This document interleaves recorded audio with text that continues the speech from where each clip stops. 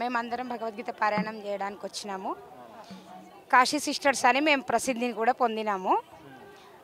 అందుకని ఇక్కడ అందరం కలిసి భగవద్గీత పారాయణం చేస్తుంటే చాలా బాగా అనిపించింది. నదులన్నీ వచ్చి సముద్రంలో కలిసినట్లుగా అనిపించింది. చాలా బాగుంది. ఈ విధంగా మన హిందూ ధర్మ ప్రచారం, మన సనాతన ధర్మం యొక్క ప్రచారం అవుతుందంటే ఇంకా అందరం కలిసి చదివినామంటే వేదోద్ఘోషణ ఇక్కడ సాకారమైంది అన్నట్లు అనిపిస్తుంది. సంగచ్చధ్వం సంవదధ్వం సంవో మనాంసి జానతాం అన్నట్లు వేదోద్ఘోషణ ఇక్కడ సాకార రూపంలో చూసినాం మనం. సంతోషం అండి. సొంతం అక్క చెల్లెళ్ళమండి. మేము నలుగురం కూడా సొంతం అక్క చెల్లెళ్ళం. చిన్నప్పటి నుంచి మా మేనమామ గారు మరి కృష్ణారెడ్డి అని ఆయన యొక్క అనుగ్రహంతో మేము కాశీకి వెళ్ళి 12 సంవత్సరాలు వేద పాఠశాలలో విద్యను అభ్యసించామండి. అదే సంస్కారంతో మాకు ఇంకా భగవద్గీత కూడా మొత్తం కంఠస్థం. అలా పారాయణాలు కూడా వెళ్తూ ఉంటాము, వేద పఠనానికి కూడా వెళ్తూ ఉంటాము. మహిళా పురోహితుల్లాగా యజ్ఞాలు అవి సంస్కారాలు, షోడశ సంస్కారాలు కూడా చేయిస్తూ ఉంటామండి. ఈ విధంగా మేము సనాతన ధర్మ ప్రచారం చేసుకుంటూ మేము నలుగురం అక్క చెల్లెళ్ళం కూడా ముందుకు సాగుతున్నాం. ఇప్పటివరకు ఎన్ని చోట్ల పారాయణాలు చేశారు? ఎన్ని చోట్ల చేశామని లెక్క చేసి చెప్పడానికి లేదు. ఇంతకుముందు కూడా ఇక్కడ మన లలిత కళా తోరణం ఉంది, అక్కడ కూడా ఒక 3-4 వేల మందితో చేయడం జరిగింది. చేస్తూనే ఉంటాం. ఇండ్లలో కూడా ఏదైనా శుభకార్యం జరిగినప్పుడు కూడా పారాయణాలు చేయించుకుంటూ ఉంటారు. భగవద్గీత పారాయణం, యజ్ఞాలు, నిన్ననే జూబ్లీ హిల్స్లో ఒక యజ్ఞం చేసి వచ్చాము. ఇలా ఎన్నో పారాయణాలు, యజ్ఞాలు చేస్తూనే ఉంటాము. మహిళా పురోహితులు అని అంటారు కదా, మేము కూడా మహిళా పురోహితులాగా పనిచేస్తున్నాం. మీకు ఇప్పటివరకు వచ్చినటువంటి గుర్తింపు కావచ్చు, అట్లాగే గౌరవం కావచ్చు, ఏమేమి ఉన్నాయి ఇప్పటివరకు? చాలా ఉన్నాయి. అంటే 16 సంస్కారాలు అన్నీ కూడా చేయించగలుగుతాము. కాశీ సిస్టర్స్ అని ప్రసిద్ధి పొందినాము. ఎక్కడ కూడా పిలిచినా కూడా 18 అధ్యాయాలు అంటే కంటిన్యూగా పారాయణం చేయగలుగుతాము. యజ్ఞాలు, హోమాలు కూడా చేయగలుగుతాము. అన్నీ కూడా చేస్తాము. ఎన్ని శ్లోకాలు ఉంటాయి భగవద్గీతలో మొత్తం? మీకు ఎన్ని వచ్చు? మొత్తం 700 శ్లోకాలు. మేము అన్నిటినీ కూడా కంటిన్యూగా చదువుతాము. చదువుతూ మొత్తం కంఠస్థం కూడా అయిపోయాయి మాకు. ఇప్పుడు మీకు సంస్కృతం వచ్చుగా, శ్లోకాలు మొత్తం భగవద్గీత అంతా సంస్కృతంలో ఉంటుంది. మీకు సంస్కృతం వచ్చా? మొత్తం సంస్కృతం వచ్చు. వాటి అర్థాలు కూడా మేము చదువుతూ ఉంటే మాకు వస్తూ ఉంటాయి అర్థాలు కూడా.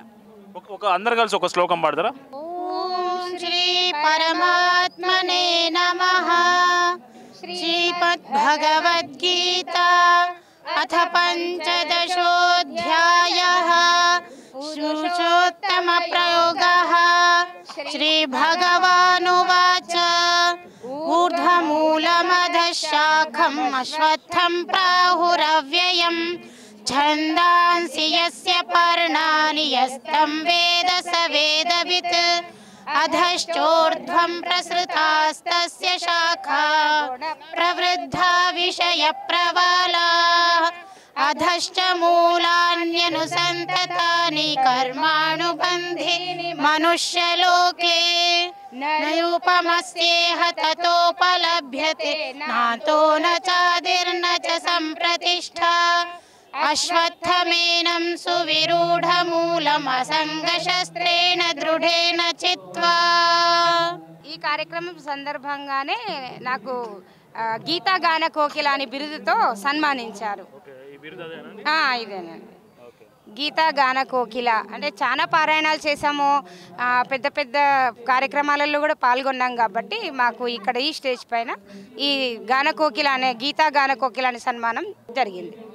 పెళ్ళికి ముందు వరకు మీరంతా ఈ దైవ కార్యక్రమంలో ఉన్నారు కదా, మీ పెళ్లి తర్వాత మీ ఇంట్లో కుటుంబాలు కావచ్చు మీకు సపోర్ట్ చేసిన పరిస్థితి ఉంటుందా? మళ్ళీ ఉందండి. అంటే మాకు వచ్చిన మా పతిదేవులు కూడా సంస్కృతం చదువుకున్న వాళ్ళే కాబట్టి మాకు వాళ్ళదే పూర్తిగా మాకు సహకారం ఉందండి. ఎందుకంటే ఆడపిల్లలు భర్త ఇంటికి పోయిన తర్వాత వాళ్ళు ఎలా చెప్తే అలా, అత్తమామ ఎలా చెప్తే ఆ మార్గంలో నడవాలి. మాకు ఇష్టం లేదు అంటే మేము ఆగిపోవాల్సిందే. కానీ వాళ్ళు అలా కారు. మేము చేయము అని అన్నా కానీ వాళ్ళు ఇంకా చేయాలి, ఖచ్చితంగా చేయాలి. మన ధర్మ ప్రచారం తోటే మన జీవితాన్ని సాగించాలి.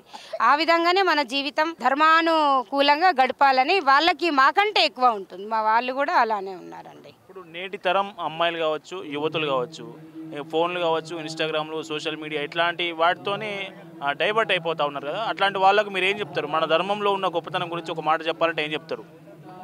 అంటే వాళ్ళందరూ కూడా మన గ్రంథాలు ఏవైతే ఉన్నాయి, భగవద్గీతను కానీ, రామాయణం కానీ, మహాభారతం కానీ, వీటిని చదవడం వదిలేశారు. సంస్కృతం లేదు కాబట్టి మనలో సంస్కారం అనేది లేకుండా పోయింది. కాబట్టి మనలో సంస్కారం రావాలంటే భగవద్గీత కానీ, రామాయణం కానీ, మహాభారతం కానీ చదవాలి. ఎందుకంటే వీటన్నిట్లలో నైతిక మూల్యాలు, నైతిక విలువలు అనేటివి ఉన్నాయి. వాటిని చదవడం వదిలేసాం కాబట్టి మనం అన్ని నైతిక విలువలను మర్చిపోతూ ఉన్నాము. ఇప్పుడు ఈ ఆధునిక యుగంలో ఏవైతే ఆధునిక ఉపకరణాలు ఉన్నాయో వాటికి బానిసలం అయిపోతున్నాం. వాటిని వదిలించుకోవాలంటే మనం ఈ సద్గ్రంథాలను చదువుతూ ఉంటే వాటంతకు అవే దూరం అయిపోతాయి. వాళ్ళందరూ ఇవి చదవాలి అని నా యొక్క అభిప్రాయం. చదవాలంటే ఎక్కడ లేదు కదా, సిలబస్లో స్కూల్లో లేదు, ఇంటర్లో లేదు, డిగ్రీ లేదు, ఎక్కడ దొరకని పరిస్థితి. సంస్కృతం ఎవరు చెప్తారు? అది పెట్టాలండి. మనం ఏం చేయాలి అని అంటే ఇప్పుడు గవర్నమెంట్ అంటే ఒకప్పుడు ఉండేది, కానీ ఇప్పుడు ఏ దేశంలో లేదు, ఈ భాష ఎక్కడ నడవదు అని మనమే దానికి ప్రోత్సహించడం లేదు. కాబట్టి పిల్లల తల్లిదండ్రులు ఎవరైతే ఉన్నారో వాళ్ళ నుండి ఫోర్స్ రావాలి. ఫస్ట్ మా పిల్లలలో సంస్కారం లేకుండా పోతుంది కాబట్టి పాఠ్య పుస్తకాలలో ఇవన్నీ ఉండాలి అని మనం వాళ్ళకు ఒక గవర్నమెంట్ పైన ఒక ప్రెషర్ అనేది వేసామనుకోండి, వాళ్ళపైన ఒక బాధ్యత అనేది ఇచ్చామనుకోండి, అప్పుడు వాళ్ళు కూడా పాఠ్యక్రమంలో ఈ విషయాలను పొందుపరుస్తారు. కాబట్టి మన నుండి అక్కడికి వెళ్ళాలి. మనం దానికి పిల్లల తల్లిదండ్రులు కానీ సామాజిక వ్యక్తులు ఎవరైతే పెద్ద పెద్ద వాళ్ళు ఉన్నారో వాళ్ళు దానికి సహకరించాలి. వాళ్ళు పాఠ్యక్రమంలో ఉండేటట్లుగా ప్రయత్నం చేయాలి. ఓకే అండి, అందరికీ అభినందనలు. మీరు చాలా చక్కగా పాడారు. మా భగవద్గీత శ్లోకాలు అందరూ ఒకే కంఠంతో. థ్యాంక్ యూ అండి.